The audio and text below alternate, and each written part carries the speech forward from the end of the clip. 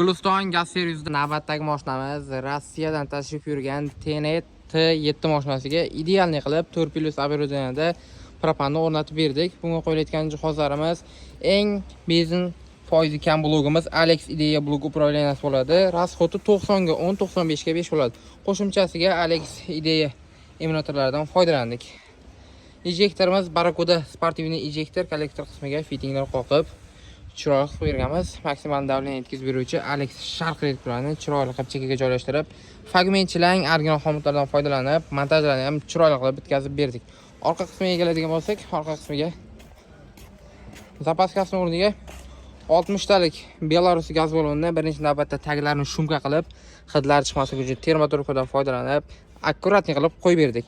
Xo'p akalar, kimga shunaqa inomarka mashina bo'ladigan bo'lsa, bemalol o'zimizga mo'jazatib kelsangiz bo'ladi. Guliston gaz servisiga obuna bo'lib keladigan bo'lsak, alohida bonuslarimiz mavjud.